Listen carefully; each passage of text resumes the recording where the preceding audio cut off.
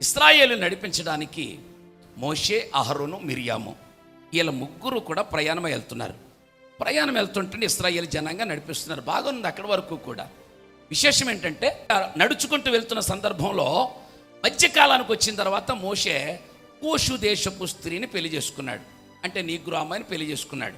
ఈ సంగతి ఎవరికి ఇష్టం లేదు?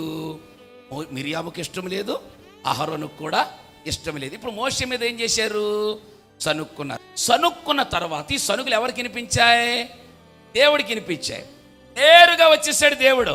పాపం మోషే గారికి ఏ పాపం తెలియదు, వీళ్ళు సనుక్కుంటున్నారన్న సంగతి కూడా తెలియదు. విషయం ఏంటంటే దేవుడు పరలోకంలోంచి సడన్గా వచ్చి మోషే, అహరోన్, మిరియాం మీ ముగ్గురు ప్రత్యక్ష గుడారం దగ్గరికి రండి అన్నాడు. అనగానే ఏమో సడన్గా కాల్ చేశాడు. ఎందుకని అనుకుని వీళ్ళ ముగ్గురు వెళ్ళారు. ఆయన ఎందుకు వచ్చాడు ఎవరికి తెలియదు. వెళ్ళిన తర్వాత అక్కడ లోపల ఉన్నాడు ఈయన, వీళ్ళ ముగ్గురు వెళ్ళారు. ఇప్పుడు మోషే అక్కడ అట్టే పెట్టి యెహోవా దేవుడు అంటున్నాడు, మిరియాం, అహరోను, come forward, come in side, మీరు లోపలికి రండి అన్నాడు. లోపలికి రండి అంటే అదేంటి ప్రభు మా ఇద్దరిని రమ్మంటున్నావు? మరి మోషేని అట్టే పెట్టు, మీరిద్దరూ లోపలికి రండి అన్నాడు. విషయం తెలియదు వీళ్ళకి. లోపలికి వెళ్ళాడు. లోపలికి వెళ్ళాక కోటింగ్ ఉంది వీళ్ళిద్దరికనే. బ్యాటింగ్ ఆడేసాడు ఆయన, మామూలుగా లేదు. మోషే గురించి మాట్లాడుకుంటున్నారు. నా దాసుడైన మోషే మీకు ఎలా కనిపిస్తున్నాడు? మోషే ఎవరనుకుంటున్నారు? నా ఇల్లంతట్లో నమ్మకస్తుడు. స్తోత్రం చెప్పాలి. మోషే ఎవరు? నా ఇల్లంతట్లో నమ్మకస్తుడు. ఇక్కడ మీకు మాట చెప్తాను. మిరియాముకు వింటున్నారా? అహరోనుకు మోషేలో ఉన్న లోపం చూస్తున్నారు. నా దేవుడు మోషేలో ఉన్న నమ్మకాన్ని చూస్తున్నాడు.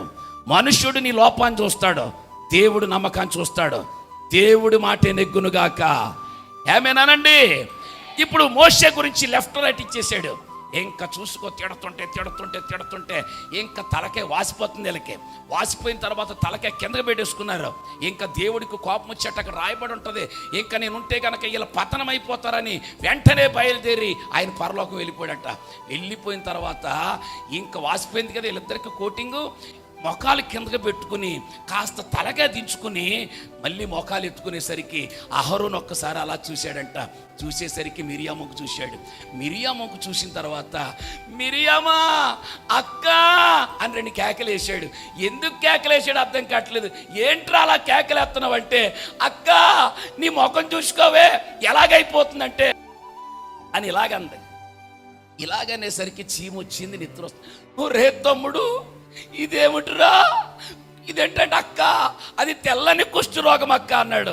అయ్యి బాబోయ్ ఏం బాధరా, తిట్టినంతసేపు తిట్టాడు కదరా, కుష్ఠరోగం ఎందుకు వచ్చిందిరా అని ఇలా ఏడుస్తూ కూర్చుంటే అంటున్నాడు, అందుకే సేవకుడి మీద ఏడకూడదు, సేవకుడి మీద సనక్కూడదే బాబు, మనం తప్పు చేశామని వీళ్ళిద్దరూ మాట్లాడుకుంటే పాపం బయట ఉన్నటువంటి మోషే ఈ మాటలు విని లోపలికి వచ్చాడు. లోపలికి వచ్చిన తర్వాత వీళ్ళిద్దరు కేకలు అంటుంటే అప్పుడు ఒకసారి ఏం జరిగిందిరా తమ్ముడు అంటుంటే, అన్నయ్య సారీ అన్నయ్య, నీ మీద సరిగా అన్నయ్య అక్కకు కుష్ఠరోగం వచ్చిందయ్యా అన్నాడండి.